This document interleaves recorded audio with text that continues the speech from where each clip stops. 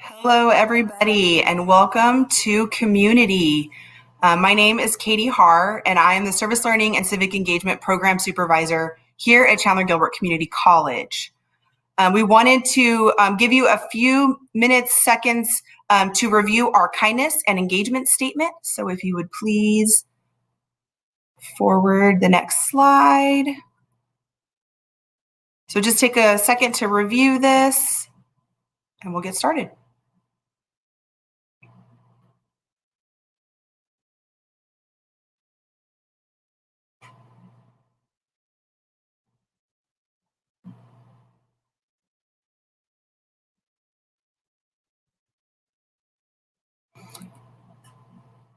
All right, Jill, I think we're ready. So like I mentioned, my name's Katie Haar. I'm the Service Learning and Civic Engagement Program Supervisor at Chandler-Gilbert Community College, and we're so excited to have you all attending what will be our third community event this semester.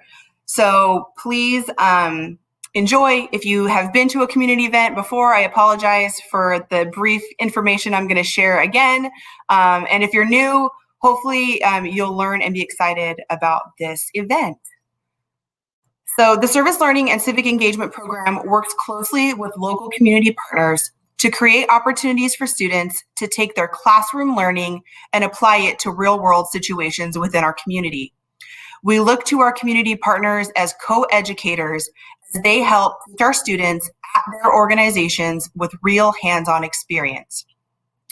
So to give a little background of how this event got started, last semester our team was looking for ways to connect our students, faculty, and staff to our amazing service learning partners. We wanted the audience to have the ability to hear all about the incredible work being done in our surrounding communities. We knew that even though the campus was functioning mostly remote, our nonprofit partners were continuing to provide services and support for their communities. Sometimes having to be very innovative and think of things on the fly, they were still working with their populations to provide service. We are honored today to have two of our incredible partners. They're going to tell you about their organization, their programs, services, and different ways that we can help by getting involved. So just a quick look at the agenda. Like I mentioned, each organization will do a presentation and then will be followed by a question and answer session. We're encouraging all the participants, excuse me, it's been a long day, to just, if you're thinking of questions throughout the presentations, go ahead and throw them in the chat. You don't have to wait until the question and answer section to put your questions in the chat. So please do that. Also know if we cannot get to all of your questions, there will be an opportunity for you to email us and we can follow up with you on those questions. The last thing I wanted to share is there is an evaluation and attendance link that will also be posted towards the end of the event in the chat. So if you are a Chandler-Gilbert student and you need that verification of attendance, you must complete the evaluation to get that attendance marked for your class. So now I'm going to go ahead and turn it over to your event host this evening. Dr. Jill Anderson is one of our amazing nursing faculty at Chandler-Gilbert Community College. She is also a service learning and civic engagement faculty liaison, and so has done a lot of work with her class and service learning projects. So Jill, go ahead, take it away. Thank you so much. Thank you, Katie. Yes, welcome to our panelists. Welcome everyone out in the audience today. As Katie mentioned, this is our third event of the semester featuring community partners. They've been very successful. We're happy today to center our focus on our community agency partners serving specialized populations. With us today is Carol Lawless, and she's representing Oakwood Creative Care. She will start us out. Then we will hear from Lori Kleinman from Lawrence Institute for Education.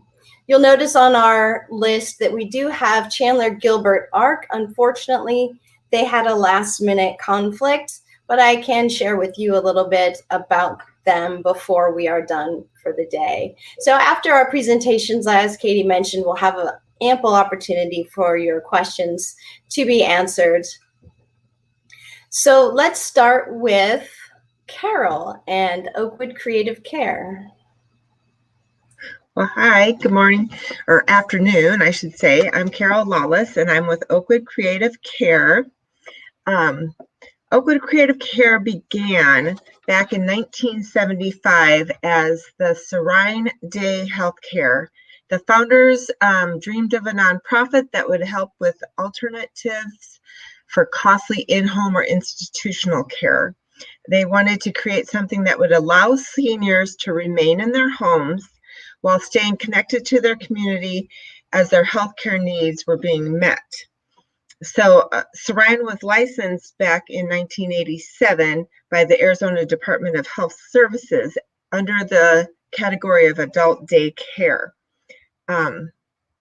This year alone, there's over 16 million caregivers of seniors who are dealing with diseases such as Alzheimer's, dementia, other cognitive problems, or have suffered a stroke. In 2013, the Serene leadership changed, and with it came a rebrand and a revitalization. Sherry Friend was hired as our CEO, and her background started 20 years prior in England, where she had an internship, and the approach to long-term care is quite different there. So when she returned to the States, she thought to herself, we got to be able to do this better. With that, let's go ahead and I'll show the video.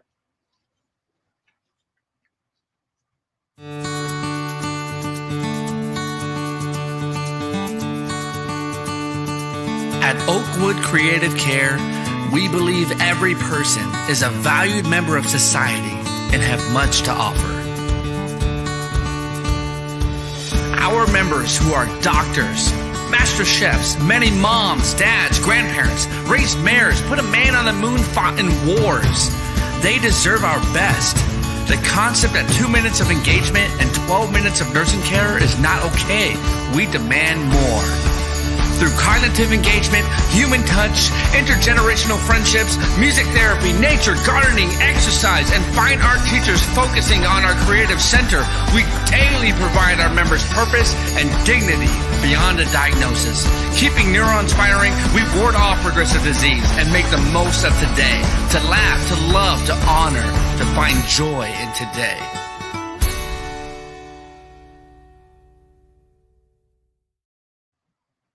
Thanks. We'll go to the next slide. So today we have 6 million people who are living with dementia or Alzheimer's. And by the year 2030, there will be over 13 million. ASU refers to this as the silver tsunami of baby boomers aging. It's quite scary with the fact that the cost of care can be around $355 billion this year alone. Most of that is because we can't leave them alone. At Oakwood, our clubs offer a new paradigm of thinking of the home and community-based services. We're committed to creating fun, supportive, engaging spaces that inspire moments of joy. And we honor the personhood of our members, aimed to enhance their self-esteem, decrease anxiety and depression, and ignite some purpose. We're not a locked facility. When people are locked up and restrained, it increases their agitation and aggression. Less than 10% of those that deal with Alzheimer's or a dementia need any type of locked facility. We don't wear scrubs, play bingo, or sit around watching TV. You won't find stuffed babies or dogs or coloring sheets here either. We really believe that it can be disrespectful to the person. Over 11 million people provide unpaid care, and that's on top of that $355 billion that's being spent. And we're expecting those costs to reach 1.1 trillion by 2050. So how can we as a nation focus on this? Unlike normal hospitalizations and care, it seems like America focuses much on liability and not being sued. So we work with power tools, we work with toxic paints, and we keep the adults feeling like they are respected. You can go to the next slide. It really does take courage to age. Oakwood's vision is to eliminate the isolation, boredom, and caregiver burnout. Alzheimer's and dementia affects every adult differently because of where it affects your brain, just like a TBI. Some people have problems with speech. Some people have problems with vision. Some people have problems with the cognitive recall, most in the short. It's kind of like shaking a bookcase. And that which is at the top falls off first, which is usually your short-term memory. So we often find that whatever the adult member did in their life is what they fall back and want to do. I can tell you a story of a guy who has now gone, but when he came in, we have morning coffee clutch and they get to do an activity of their choice. He would be doing math problems. Why? Because he was an engineer who happened to help place a man on the moon. He literally was up in California when the rocket boosters failed and they had to refigure out how they were going to land those astronauts on Earth. So Wayne would be doing math problems. That would not be me. That wasn't what I did. But other people enjoy their music. Often people can be nonverbal, but still play beautiful music. We can go on to the next one. Our mission is to enhance the quality of life and spark joy for adults with cognitive or physical challenges. So they may lose their memory. However, that doesn't mean they can't make new ones. It doesn't mean that they can't have joy still in their days. They may not remember it tomorrow, but all of their caregivers, their families, and their loved ones sure will. We can go to the next one. Focusing on the creative center is what's still working. So we're keeping those neurons firing. Our classes are intellectual classes, creative classes, wellness classes, and I forgot to put down, what did I think of? The music, the dance, the poetry, they all fall under kind of a creative aspect. But they still have choice. Sometimes our members can't make the choice to say, do I want to go in and work on a mosaic or do I want to help write a TV script? But we know them and their personhood well enough that we can help direct them into their classes. As you can imagine, COVID has hit us pretty hard. We can go to the next one. Here's some of our stats first. 65% of our members maintain or improve their cognitive abilities within the first 6 months that they are with us. So by keeping those neurons firing, what is working in the brain, we can't stop a progressive disease, but we can slow it down and help them have purpose. We also see that with their depression rates is as high as 64% improvement. We can go to the next one. So we also offer what we call Real Talk with Rosemary. Rosemary is a 32-year-old nurse who has over 60 years of experience. Yes, she thinks she's 32 still. And she does a YouTube and some educational pieces. She also offers one-on-ones for families needing some assistance because often they're given a diagnosis and really it feels very hopeless and very overwhelming.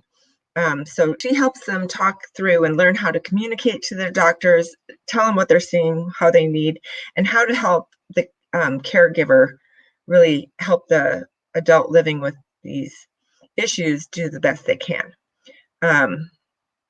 Like I said, every single one is different. So when COVID hit, we did, our board did decide to close us down so we could figure out what we were dealing with. About 3 weeks after we closed down, we started getting phone calls from families letting us know people had died.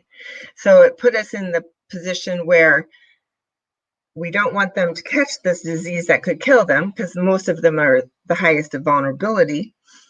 However, by doing nothing, And we did try to pivot, do online classes, offer Facebook Live versions, but the families often had so much going on at their own home with 3 different computers going for mom working, dad working, children in school, that there wasn't an extra computer for grandma.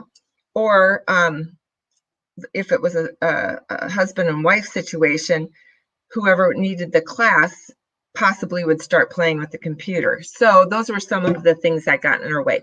We worked with an infectious disease specialist, and we're able to reopen in July 6th. I'm really happy to say that we have had 0 community spread of COVID-19, which we're quite proud of. We keep everyone very distanced. We are operating on about a 35% capacity. What it has taken away from us is our intergenerational classes, our volunteers. We had students from AT Stills. We have students from Queen of Peace. The 2nd grade, 1st grade, and kindergartners come to do art with their grandparent friends. We had kids from Seton Catholic that were coming and doing volunteer things. We're very open. We really believe that's important. We've had the Humane Society bring their puppies, and that's just divine. We happen to have 2 therapy pigs.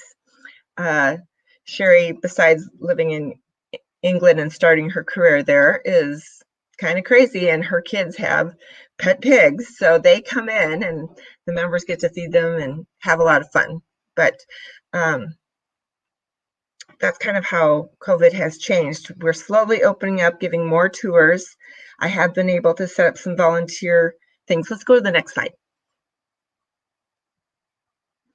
So some ways that volunteers help is help facilitate classes, art movement, dance, music, chair yoga, Bible studies, storytelling, gardening.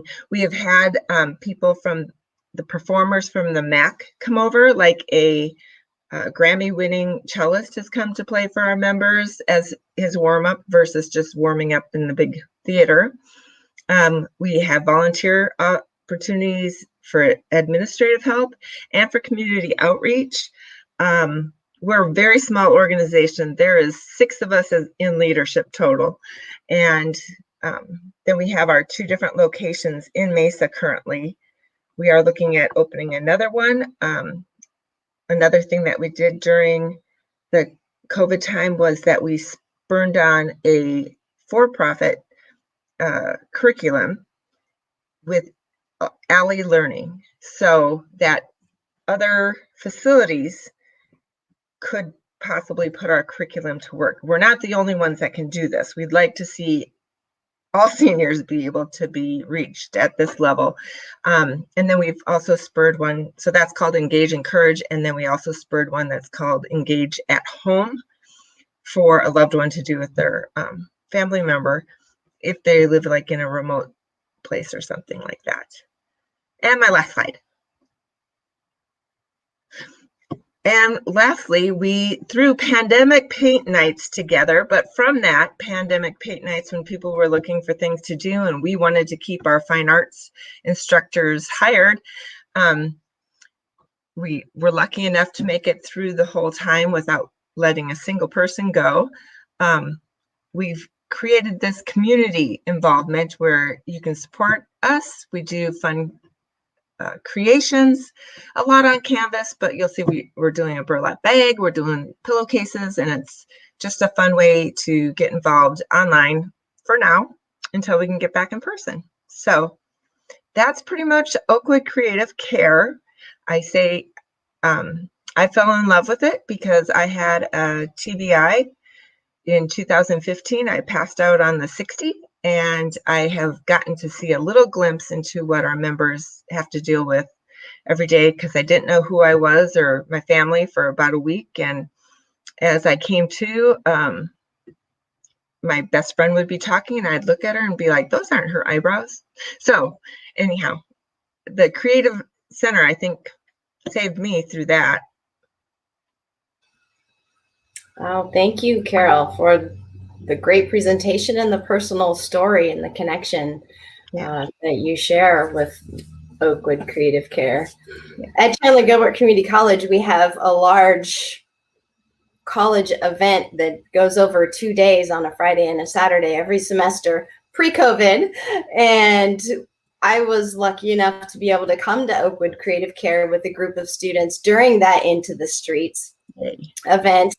And I remember there was some sort of history lesson that was going on. So the members were talking about a particular instance in the distant past.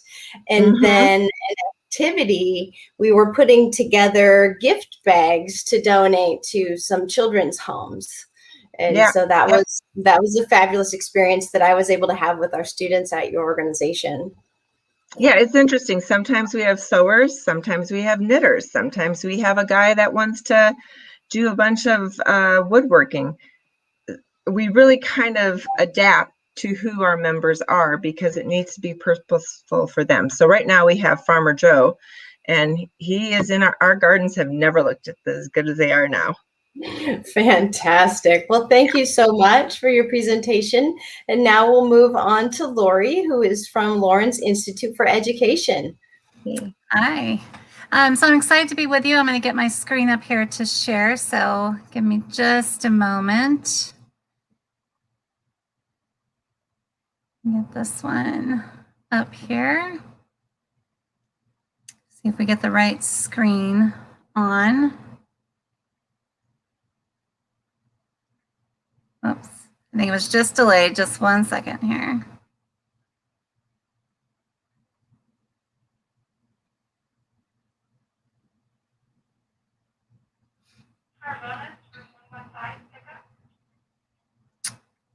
All right. So like I said, I'm with Lawrence Institute for Education, and a little history about Lawrence Institute and where that started. It did start with Lauren, and in our lobby is a big sign that says "Life Begins with Lauren." And the two individuals there in that top, one is Carrie Reed, that's Lauren's mom, and the other is Margaret Trevelyan, who is our CEO and co-founder. And Lauren, as she was going through her diagnosis and receiving treatment here in the Valley, Margaret was one of her caregivers, providing habilitation and respite for her.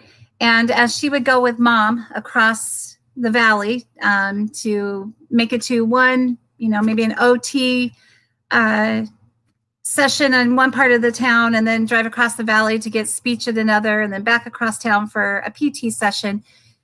These two moms, essentially, as they would say, had conversations, about what was working and what wasn't working. And they came to the conclusion that, what's not working is everyone is working to better Lauren. However, all that team is not collaborative. They're not talking with one another. And they would have conversations in these drives about, gosh, how could we do this better? What could this look like? How could we, provide something for families in the same situation that they could have a whole team, a whole collaborative team working together.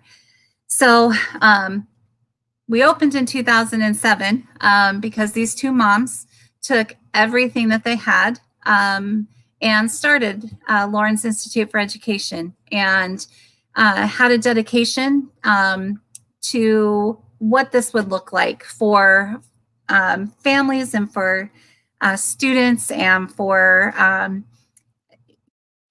preschool babies all the way through adulthood. So as they got started in creating this, they absolutely wanted to have their mission statement up with what it was that they were looking for. And one thing that was important is that we would be a not-for-profit organization. And so let me see if I can get here we go. So our mission is improving quality of life for people affected by developmental disabilities through specialized, caring, and affordable services. And so as they looked at, what it was that they wanted to put out there to be able to provide services for everyone, is they didn't want a family or an individual not to receive care and treatment and therapeutic services. They didn't want the payment or money or the ability to have private insurance over state funded to have any effect on that for the families. So We've been a dedicated not-for-profit organization.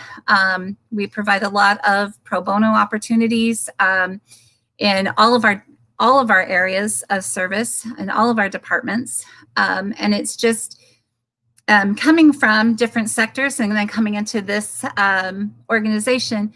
The one thing that is always true is that what we do, the first thing we look at is what is good and right for that individual. And then we look at everything else as, okay, how, right? What are the workarounds? What are the obstacles to doing so? So the budget is our last thing that we look at. And miraculously, I think through all of our efforts, that always works out.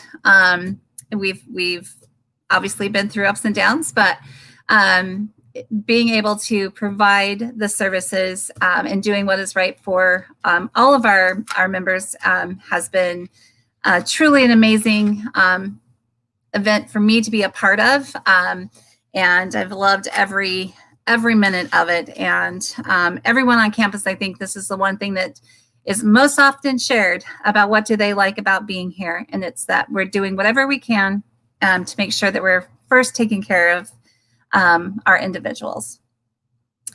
In addition to our mission statement, we have some pillars, 8 different pillars that make up who we are and how we operate on the daily. So first, there is our environment.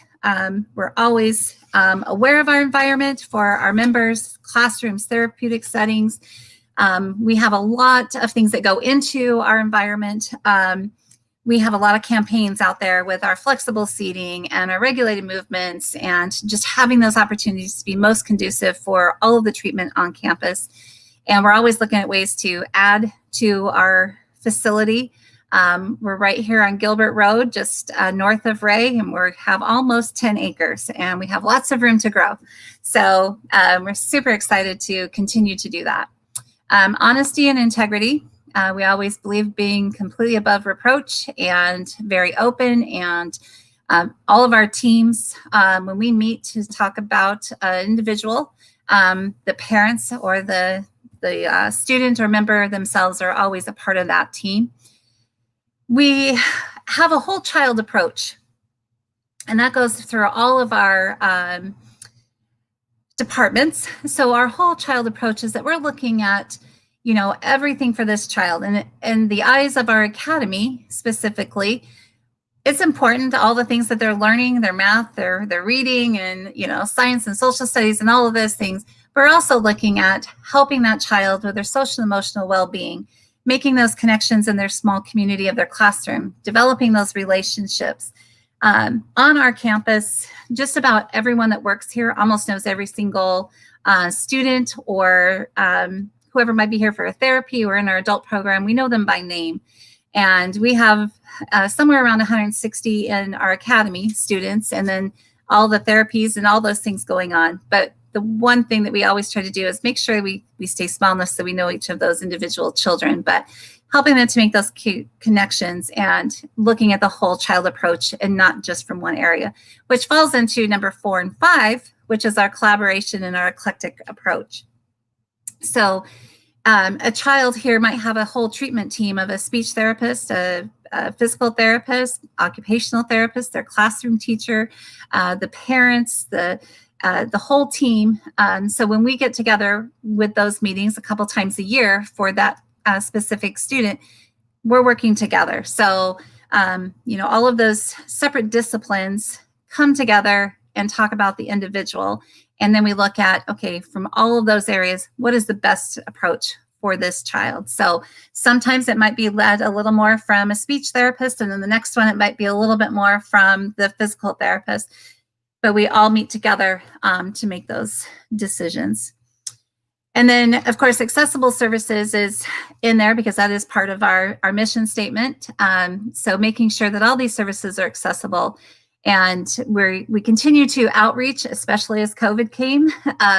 We did have to make those pivots and be able to take what we do in person and still make that connection with our students and move a lot of things online. So we did take a complete in-person school to a complete online program for our 4th quarter And we were up and running within about 2 weeks with full classes and full support for our students online, through live sessions to recorded sessions to materials being sent out. So we also moved to telehealth services for our therapeutic department during that time. But accessible services is something that's is part of our pillars, and making sure that what we have to offer, we can offer to as many people and families as we can. And then professional growth, we have several opportunities within our organization, so someone can come in and continue to move forward with their professional marks in their lives. Obviously, some of our positions, you have to be a licensed, certified in one of those areas, but we have a lot of people who do move within our organization, and we like to look for the tenure and the longevity. So we do promote that a lot. And along with professional growth is continued trainings. So we do trainings continuously. We do symposiums every month where we take a topic and we take that out to our team. So if they're able to sit in live or on a live Zoom with it, they're present there. Otherwise, they get the opportunity to view that later.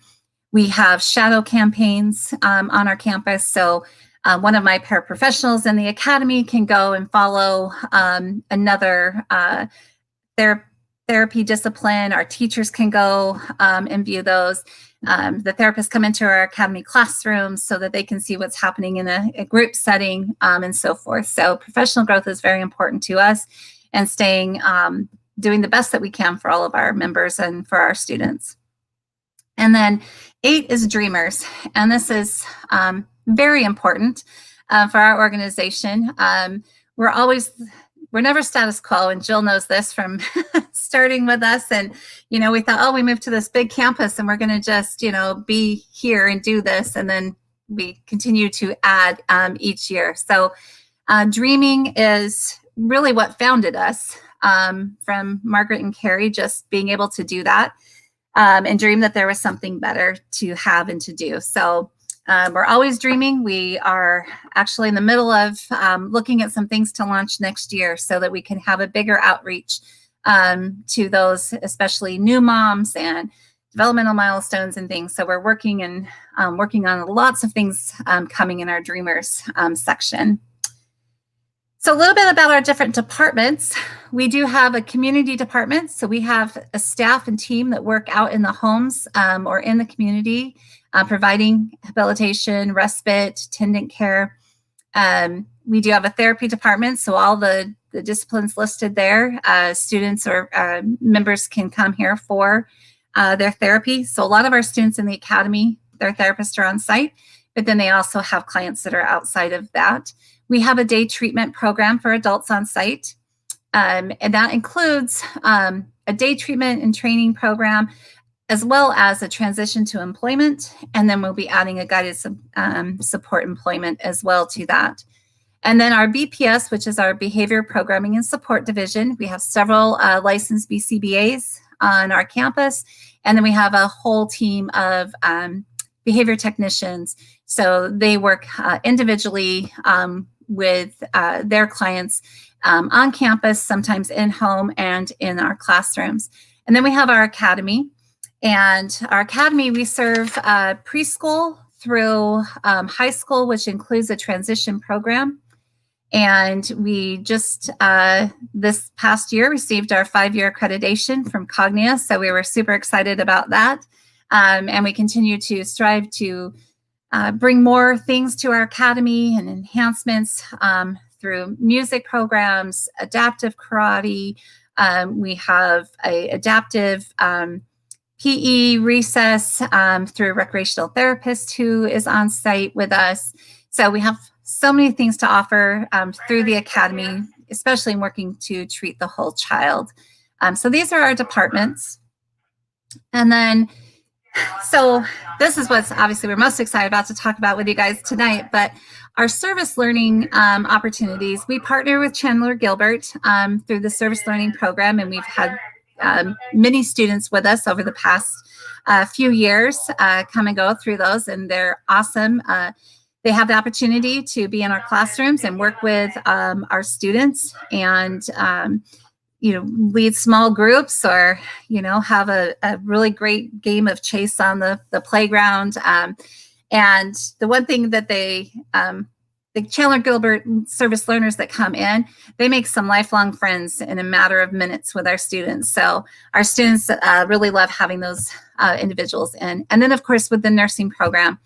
And we love to have the opportunity to have those nursing students through our doors. This has been kind of one of my passions in having the opportunity to have the nursing students through us, because we get to share with them and they get to share with our students. And, through that, we hope that we're building a force out there that they've had a couple of opportunities to kind of put some extra tools in their tool belt as they go out and might encounter a patient who, whether an adult or a child with developmental disabilities, that they're going to kind of have a frame of reference of, oh, this was a strategy that I could use, that they will be equipped with some opportunities as they enter the workforce. We partner with other community programs and institutions, with universities locally, and a few other opportunities for volunteers. And sometimes during the summer, we love to have people come in. They might be looking at going into the field and they want to spend some time with us. So we have lots of those opportunities. And we've been on the cusp of reopening. So we are back to 4 full days with all of our students here. And we just started reopening for our volunteer and service learning opportunities. So we are looking forward to, as everyone says, a little bit of normalcy and getting these services back up. So I have the slide there, so you're welcome to reach out to us. You're welcome to go to our website. You can see so much information there. Or, if you have an opportunity or a class or anything like that that you would like to have some direct service learning and be in the classroom and see these services and interact, we'd love to have you reach out to us. Just finding my unmute button. Thank you, Lori. That was fantastic. I feel like we've kind of gotten the child side up through, with Oakwood Creative Care, with our grandparent side. As Lori mentioned, Chandler-Gilbert Community College, we've partnered with both organizations for an extended period of time, but me specifically have been going to Lawrence Institute for Education for many years and bringing nursing students. And like Lori said, they have a chance to go twice. They go in their second semester of the program and then just before they graduate. So they get to go a second time. And generally the kids remember them and they remember the kids. So they get to rekindle those relationships. But I'd like to share with you a couple of student quotes from Lawrence Institute experience. So every good service learning project has a piece at the end called reflection. So however the faculty want to do it, but I do it in a written assignment. And one of the things I ask is how students are going to integrate this experience into their nursing practice. And if you'll allow me to read, one student wrote, one of the biggest things I took away from this experience was analyzing my own personal biases and the way I was thinking. I need to be more aware of how I'm thinking about the situation before caring for someone in order to communicate effectively and put patients above their disease or disability. It will definitely be important to continue this practice in nursing so I can communicate and help patients in an effective and appropriate manner. So that's always very exciting. So one thing the students do is they show up in their scrubs to Lawrence Institute. And that was a conscious decision that Lori made in the very beginning, because their folks, their kids, are always going to the doctor. And sometimes it's not a good doctoring experience. And so they see nurses and they see people in scrubs, and it might evoke feelings of nervousness or scariness. And one of the purposeful things we wanted to do was show them that nurses aren't always scary. So this brings me to the second quote and the last quote. Although it's very long, bear with me, you do want to hear this whole thing. So student starts off, I am going to be honest. Before going to Lawrence Institute, I had this attitude that this could have been a day I could use for studying. However, when I walked into the classroom and introduced myself, a sweet little boy motioned for me to come sit in the chair next to him. And at that moment, instantly changed my mood. He was so incredibly sweet and wanted to show me how well he was performing in his math and writing. This is when I realized why we were there. At the start of the day, during orientation, we talked about many of these kids going to the doctor frequently, and that it's important to know that nurses don't just give shots. So during my time in the classroom, I tried to interact as much as I could with each of the kids so they could see my scrubs and know that it was fun to hang out with nurses. I feel like the kids in my classroom taught me a lot that day, and it was a much needed day to just interact with sweet kids and learn about their daily routines. It's pretty cool. Those are very sweet. Yes, so Lori has seen some of the reflections because I've been doing this for a long time, but these are fairly new and they've quickly rose to the top of the best feedback that I've read in all the assignments I've read. So just a little bit about Chandler-Gilbert ARC. I feel like if they were here, they would be the perfect middle to this sandwich because they deal with adults with varying abilities and same concept. It's a very individualized process. It's respectful. It's there to help them have the best quality of life possible, as well as getting some interaction with other folks. And they also do developmental plans. So they're working on something. A lot of them might be counting money. They might be learning to write their names. It just all depends. And so hopefully next semester, we'll be able to have them join us as we will continue these panels. But I'd like real quick just for us to go to a video clip, what has happened. So like many of all of us, we have gone into remote land. That happened at ARC, and they went and did a drive-by to go see all of their individuals. And so this will make your heart warm. Let's take a look.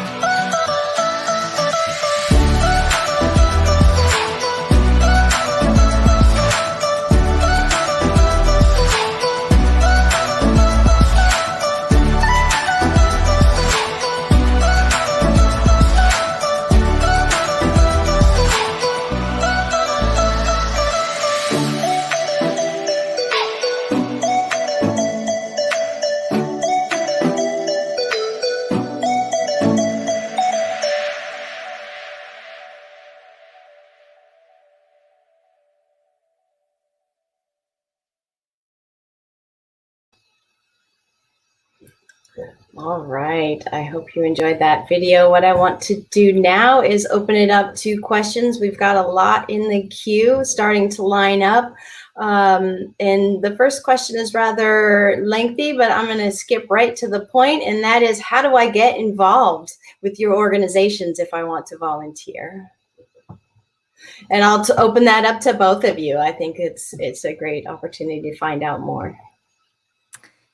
Well, I can share that we are starting to bring back volunteers onto our campus, and you can visit our website or email me directly. I don't know if we can put that information in the chat at the end, but we have a lot of different opportunities, from assisting in the classrooms, our summer programs. We have a pool and a splash pad, and the summer just gets a lot of fun around here with all of those things happening. So yeah, if there's, something specific that you're looking for, or just, you want to come and be on site and be with our fun kiddos, then we can work something out.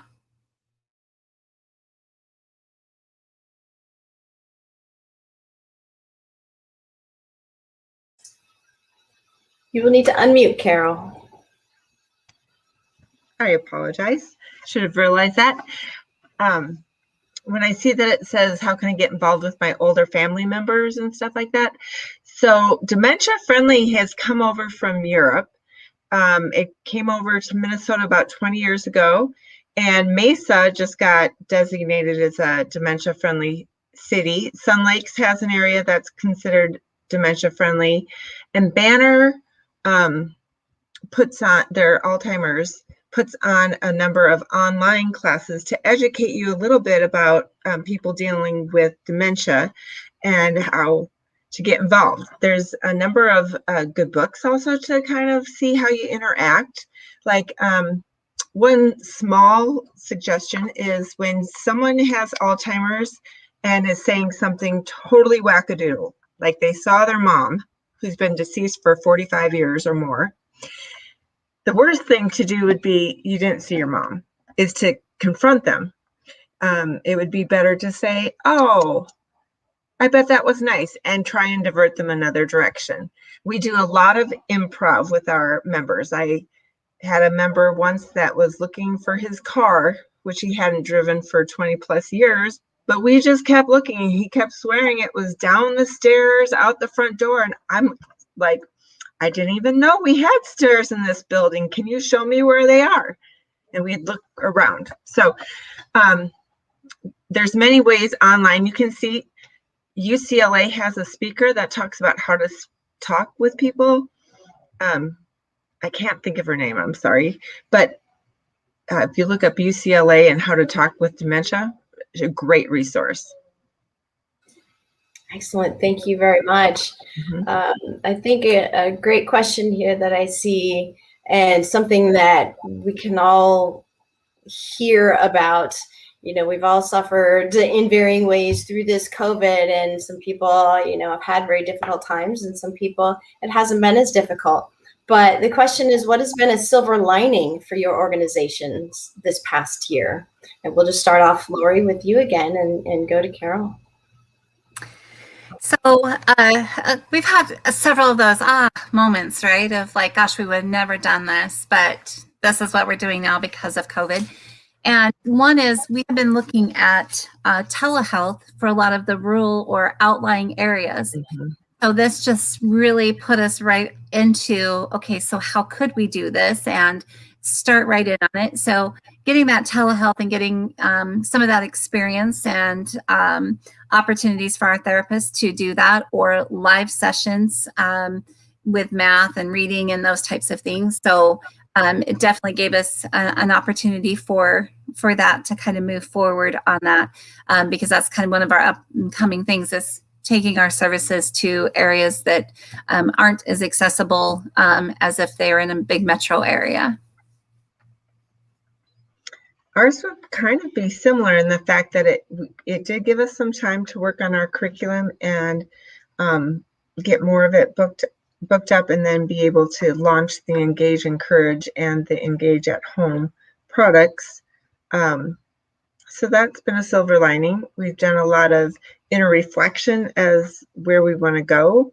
how we want to expand and be able to service more people. And we receive some monies from the VA, from like Medicare or All-Tax monies. However, it's not enough to cover our cost of good care. And just like Lawrence Institute, we don't want to turn anyone away because they financially can't afford it. So we've gotten to look at different ways to try and improve that also. Thank you both. This question, it's actually going to be a two-parter. I'm going to combine two questions into one. It's for Lawrence Institute, and it's asking which teacher education classes have served at Life, and a little bit what children in our community do you serve? Is there a particular population that you focus on at Life? So some of the classes have been the exceptional learner class that has a component of going into classrooms. So that I think has been one of the number one classes. And then there's other just more focused on service learning courses that have a component of, depending on the class, how many hours. I think a lot of the Chandler-Gilbert ones that we have are about a 20-hour commitment in their class. So those have been two of the most important ones that have come through, most reoccurring classes. But we have had others who are working maybe on special projects or capstones or different things like that that would reach out to come in. And some of them are maybe not coming in to actually volunteer, but they need to do an observation. So they might have something specific that they need to report on, and they want to come in to observe that specifically. And then, Jill, you said the second question was, do we have a specific population? Right. Part two was, what children in our community do you serve? Is there a population that you focus on? So we're completely for children with special education needs. And for us, we have a really wide range of diagnoses. So we're not just a school for children with autism or any specific diagnosis. We really have a pretty wide range. And then, like I said, we do from preschool all the way through to adult. They can be with us in our academy through age 21 before they move over to our adult program or onto secondary education or onto vocational programs. So we don't have a specific criteria, if you will, for who is in our academy. We do go through a placement process and make sure that we can best serve them and what that would look like, what room they would be in, and what the main focus would be for that particular student. But we do serve a wide range of diagnoses and don't have a specific one that we focus on. Excellent. Thank you. We have filled much of our hour today. And so I want to give each of you at least 60 more seconds before we move into our closing remarks and any housekeeping that we need for our students who are here. So Carol, is there anything else that you would like us to know about your organization before we end for the day? Well, I just think it would be great for everyone to be able to spread the news that Oakwood Creative Care even exists. We compete in a very highly financial market, and the fact that like a Google ad for us, we have to spend $25 to even get a click on it because of all of the long-term life care and other facilities out there. So just word of mouth of like, there is a great place out there and you don't have to move out of your home. Most people don't know. We have people coming from Fountain Hills, Casa Grande, Pima, out by Florence. So people come a long ways for our care. Excellent. That's great advice. Thank you. Lori. Well, we are always open door. So I would love to have as many of your students or faculty or partner with anyone else out in the Chandler-Gilbert community or in the Maricopa County Community College realm We love to have the opportunities for the learning and the teaching and those partnerships. So would love to, catch the link and go on our website and send me an email, because we love to engage in that type of activity. So yes, thank you both for allowing the students to come in and partner with you. So we become co-educators, and it allows the students an authentic learning experience. It brings the words in their textbook and the discussions in the classroom into a real life experience, and they can apply those concepts that they're learning. So we appreciate you being our co-educators and partners in that. There is a link for the students who are here, and I believe that that will get up on the screen here in just a few moments. If you're interested in getting more involved at Chandler-Gilbert Community College, we have the Help Club and some other clubs that you may be interested in. Of course, you can directly contact any of our community partner agencies to do volunteer work all on your very own. We have Coyote Connect for those students to see other exciting opportunities that come. You can sign up on your own.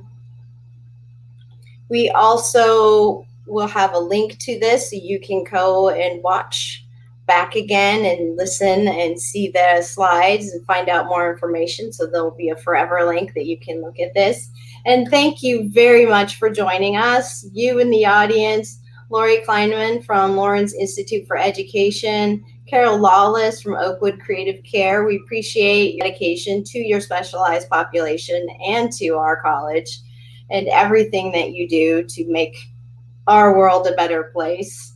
Thank you to the IT department who got this going and kept it going and flowing smoothly, and everyone else behind the scenes and all of the leadership team that helped put this program together. Thank you very much, and I hope you enjoy your evening.